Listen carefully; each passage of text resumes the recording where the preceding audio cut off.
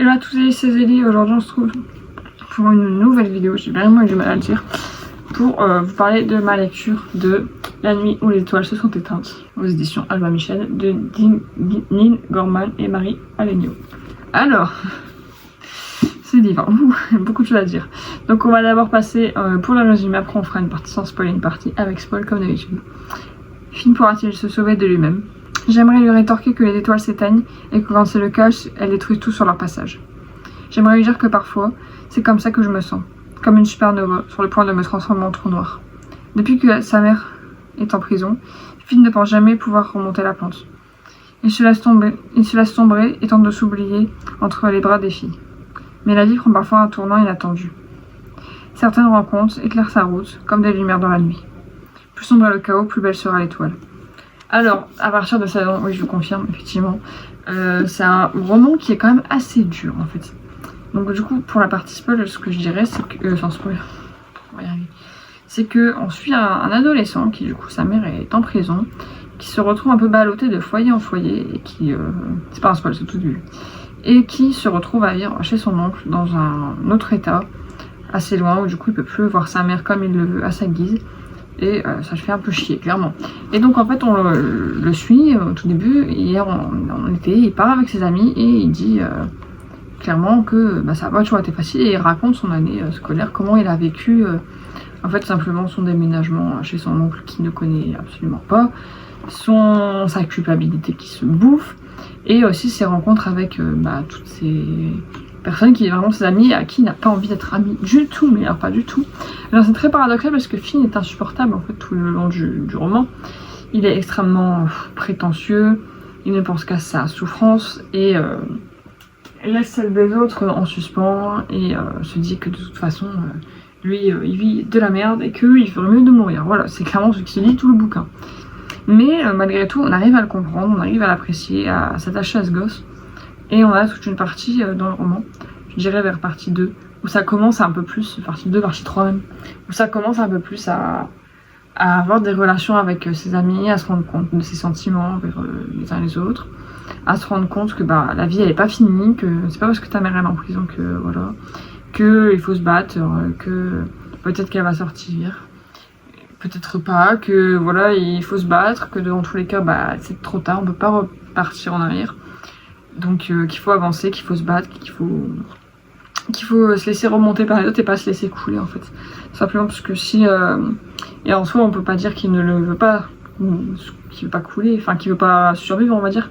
On va dire qu'il veut pas se laisser couler non plus, puisque normalement quelqu'un qui ne veut vraiment pas d'aide, il fera couler les autres, c'est tout. Là il essaye d'en faire couler certains, mais dans la finalité on voit qu'il veut être sauvé quand même ce gosse. Donc c'est vrai qu'il est insupportable, notamment avec son oncle. Il met des baffes. Mais en même temps, on peut pas ne pas le comprendre et ne pas se mettre à sa place. Je ne dis pas que tous ses choix sont légitimes et sont bien, mais on arrive à se dire non mais quand même, attends, le gosse il vient de perdre sa maman, elle est en prison, c'est compliqué. Enfin, il se met à la place du personnage quand même vraiment fort, et du coup ça permet de garder le cap en fait et d'apprécier ce gosse, alors que pourtant il est détestable au possible.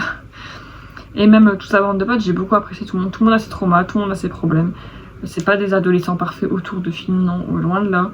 C'est des adolescents qui ont leurs problèmes, qui ont leurs joies, qui ont leurs tristesses, qui ont leurs doutes, etc.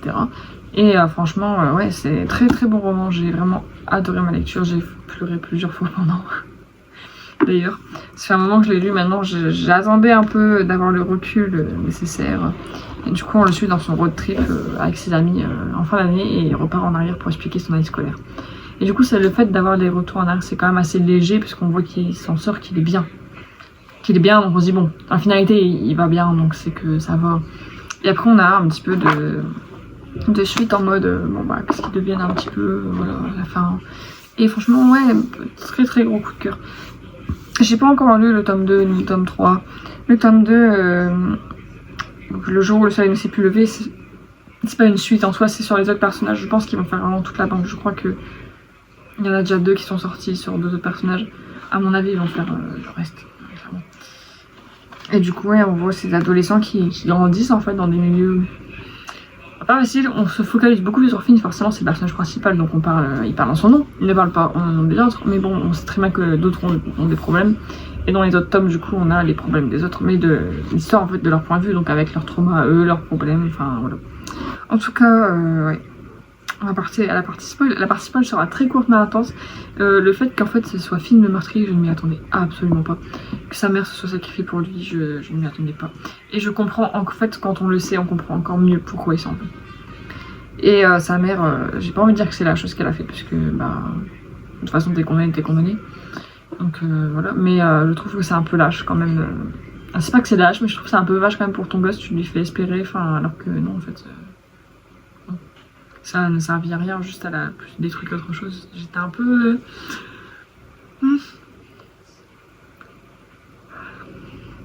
Quand j'ai vu la tournure du truc avec le suicide et tout, je me suis dit ouais non quand même pas... C'est pas évident quoi. À un moment, c'est compliqué. Franchement c'est vraiment très très compliqué comme bouquin. C'est dur à lire, hein, je ne dis pas. Ça après, sa relation avec... je crois que c'est Will. Non c'est pas Will. Nate, comment l'oublier? Enfin, je dire dans Wilson dans Life is Strange, c'est pas ça. Donc ouais, avec Nate, moi il y en avait certains qui, enfin quand j'ai commencé à dire, je sais que ma meilleure pote m'a dit oh fais attention, il y a du cul et tout, en plus c'est des trucs gays, moi je suis vraiment pas fan. Et je dis bah écoute moi non, j'étais au début, il n'y a pas de trucs gays du tout, il y a des meufs. Je me suis dit qu'est-ce qu'elle me raconte. Alors oui, il tombe amoureux de Nate et oui, bon il y a du sexe, mais c'est pas expliqué, enfin... Ils disent clairement qu'ils font quelque chose, mais ils ne disent pas ce qu'ils font. Au mot près, moi je m'en fous, tant qu'ils ne disent pas au mot près ce qu'ils font.